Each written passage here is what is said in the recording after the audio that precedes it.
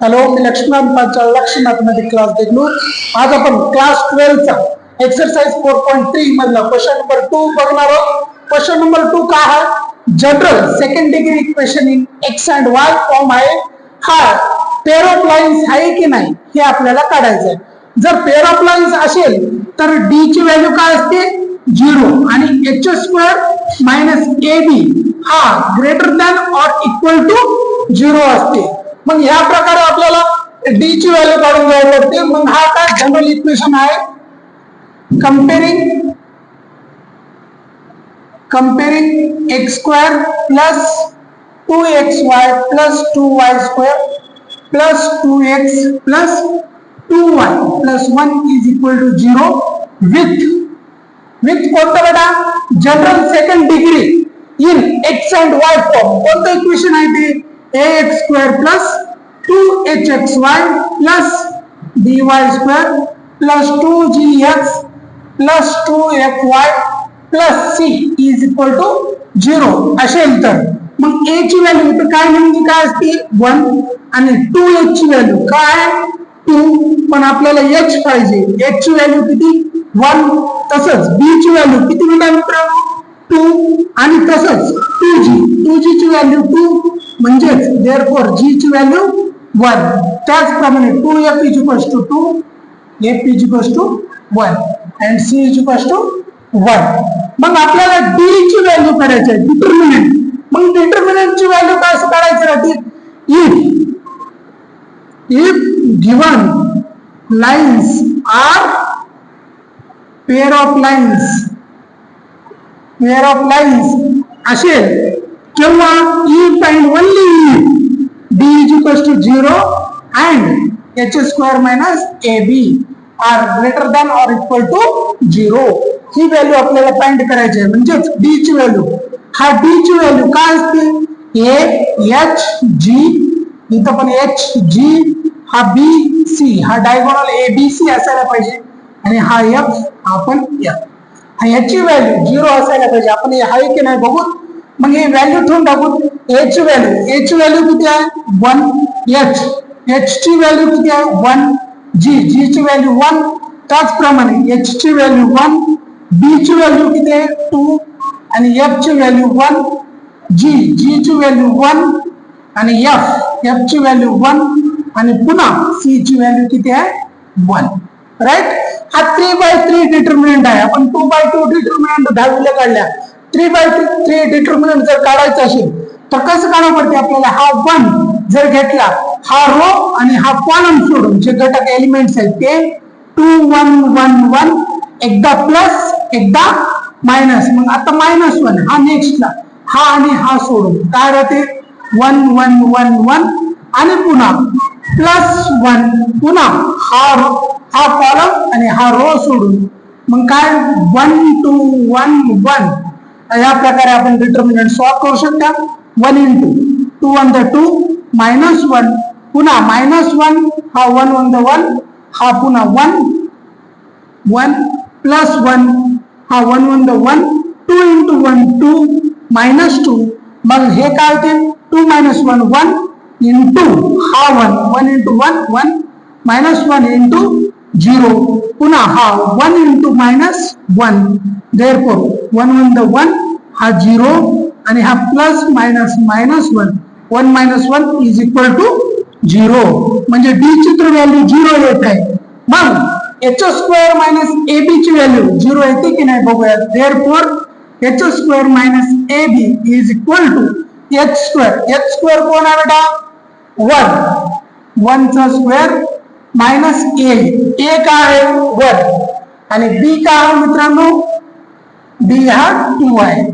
1 चा square 1, 2 on the 2 -2, 2 मधून 1 गेले 1, मोठ्या संख्येचे चिन्ह -1 म्हणजेच हा 0 पेक्षा काय मित्रांनो? लहान आहे. 0 पेक्षा लहान आहे म्हणजेच h स्क्वेअर मायनस ab हा 0 पेक्षा मोठा पण नाही, 0 पण नाही, म्हणजे लहान आहे. म्हणजे दिलेलं पेअर ऑफ लाईन्स आहे का? नाही. मग hence the given equation does not does not pair of lines. Okay मित्रांनो, कळालं आता? ओके मित्रांनो, काय केलं, कंपॅरिझन केलं कशासोबत, general second degree x and Y सोबत. मग आपल्याला जर पेअर ऑफ लाईन्स नसेल दाखवायचं तर डी ची व्हॅल्यू शून्य नसायला पाहिजे, पण डी ची व्हॅल्यू शून्य येत आहे. सेकंड ऑर्डर कंडिशन बघलेलं आपण. ऑर्डर कंडिशन काय, X square minus A B हा 0 पेक्षा ग्रेटर ऑर इक्वल, दोन पैकी एक असायला पाहिजे, पण हा लेस दॅन 0 पेक्षा आहे म्हणजे -1 आहे. मग -1 जर व्हॅल्यू असेल तर ते पेअर ऑफ लाईन्स असते का, नसते. ओके, राईट मित्रांनो. आता पेअर ऑफ लाईन नसतानाच बघले. आता पेअर ऑफ लाईन जर असेल तर कसं सॉल्व्ह करायचं आपण हे बघणार आहोत. मग पुन्हा कंपेअरिंग कोणता इक्वेशन बेटा, दिलेले इक्वेशन कशासोबत करू आपण, general second degree in X and Y सोबत. मग कंपेअरिंग 2x² - xy - 3y² - 6x plus 19y - 20 is equal to 0 with कोणता बेटा, general second degree in X and Y. मग काय, ax² plus 2hxy plus by² plus 2gx plus 2fy plus c is equal to 0. Therefore a ची value किती आहे, 2, 2h ची value -1. Therefore h is equal to -1/2, b is equal to -3, b is equal to -3, 2g is equal to -6. Therefore g is equal to -3 and 2f is equal to 19. Therefore f is equal to 19/2 and c is equal to -20. Right. Pair of lines जर असायचं असेल, represent करायचं असेल तर आपल्याला D ची value किती असायला पाहिजे, 0. मग डी चे काय असतं बेटा फॉर्म्युला, ए बी सी हा डायगोनल आहे आणि हा इथं एच जी, इथं पण एच जी आणि इथं काय घ्या, एफ आणि एफ. राईट. ओके, मग व्हॅल्यू ठेवून टाकू बेटा. ए ची व्हॅल्यू किती आहे, 2h, h ची व्हॅल्यू -1/2 आणि जी ची व्हॅल्यू -3, h पुन्हा h ची व्हॅल्यू -1/2, b ची व्हॅल्यू -3, f ची व्हॅल्यू 19/2 आणि जी ची व्हॅल्यू किती आहे, -3, f ची किती आहे, 19/2 आणि c ची व्हॅल्यू किती आहे, -20. इथं जर बघायला गेलं मला प्रॉब्लेम द्यावा लागेल 1/2 प्रॉब्लेम द्यावा लागेल. मी काय करतो मित्रांनो, हा 1/2 बाहेर काढतो. 1/2 जर बाहेर काढलं, इथं हा डबल होते, हा जशाच तसं न्यूमरेटर राहते. मग 2 चं डबल किती, 4 आणि हा -1 ला 1 आणि हा पुन्हा डबल होते -6. मग पुन्हा इथं 2 जाते, मग -1 हा होते -6, हा होते 19, अजून हा होते -6, हा होते 19 आणि हा होते मित्रांनो -40.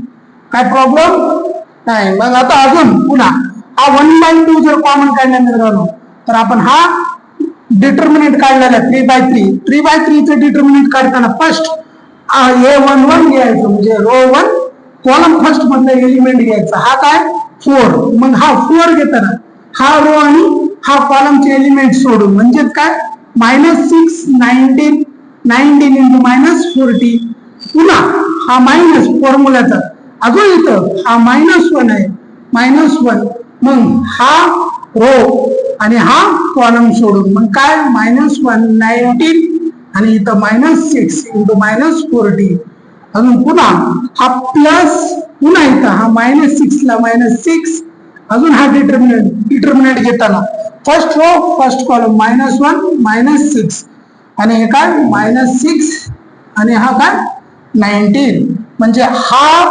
रो आणि हा कॉलम सोडून एलिमेंट एवढे घेतल्या. मग हाला ब्रॅकेट कंप्लीट करा बेटा कारण 1/2 कॉमन आहे. 1/2 कॉमन काढल्या इथं 4 हा सॉल्व जर केला हा 240 होते मायनस मायनस प्लस आणि हा दोघांचं मल्टिप्लिकेशन केलं हे किती होते 361 आणि या दोघांमध्ये मायनस तसं मायनस मायनस प्लस 1 पुन्हा हा मायनस मायनस प्लस 40 ला 40 हा 19 19 का 14 114 आणि हा मायनस आणि फॉर्म्युलाचं मायनस म्हणजेच काय प्लस पुन्हा प्लस मायनस -6 हा काय होते 19 मध्ये 19 प्लस मायनस मायनस 19 पुन्हा मायनस मायनस प्लस 6 6 द 36 कोणतं 36 फॉर्म्युल्यामधलं मायनस. ओके, काय अडचण जर असेल तुम्ही मॅट्रिक्सचा माझा व्हिडिओ पाहून घ्या, तुम्हाला समजूनच जाईल. Okay, bracket close. पुन्हा हा 1/2 हा 4 इंटू त्या दोघांचं सबस्ट्रॅक्शन केलं मित्रांनो तर काय येते मायनस 121 प्लस 1 इंटू हा किती येते 154 राईट आणि मायनस 6 या दोघांचं कॅल्क्युलेशन करा minus 64 minus 40 right 9 45 55 minus 55 right. Okay, दोन्ही मायनस असल्याबद्दल मायनस. मग अजून हा ब्रॅकेट क्लोज. मग हा 1/2 ला 1/2 हा कॅल्क्युलेशन होते मायनस 484 प्लस 154 आणि ह्या calculation minus minus plus 6 5 the 30 carry 3 6 5 the 30 हे किती 330 330 या दोघांचं जर कॅल्क्युलेशन केलं मित्रांनो 1/2 ला 1/2 मायनस 484 प्लस हा 4 आणि हा 8 आणि हे 484 एक मायनस आणि एक plus therefore d is equals to 1/2 1/2 हा मायनस आणि प्लस म्हणजे ह्याची व्हॅल्यू किती 0 therefore d is equals to 0 म्हणजे फर्स्ट कंडिशन 0 आलेली आहे. मग आपली सेकंड कंडिशन काय आहे देअरफॉर h² मायनस ab हा काय असायला पाहिजे 0 पेक्षा ग्रेटर दॅन और इक्वल असायला पाहिजे. मग h² ची व्हॅल्यू मायनस 1/2 चा होल स्क्वेअर मायनस a किती आहे 2 b किती आहे मित्रांनो मायनस 3 मग हा मायनस 1 चा स्क्वेअर 1 2 चा स्क्वेअर 4 मायनस मायनस प्लस आणि 2 4 2 3 दा 6 खाली काय मिळेल डिनॉमिनेटर मध्ये 1 दोघांचं क्रॉस मल्टिप्लिकेशन 1 1 द 1 4 6 द 24 राईट आणि खाली डिनॉमिनेटरचं डिनॉमिनेटर 4 1 द 4 मग 24 plus 1 25/4 therefore h² minus ab हा ग्रेटर दॅन आहे कशापेक्षा 0 पेक्षा म्हणजेच दिलेल्या लाईन्स हा दोन्ही कंडिशन सॅटिस्फाय करल्याने d ची व्हॅल्यू 0 आणि h² मायनस ab हा 0 पेक्षा ग्रेटर दॅन आहे therefore hence the given lines are pair of lines. Okay मित्रांनो, काय अडचण असेल तर कमेंट बॉक्स मध्ये कमेंट करा.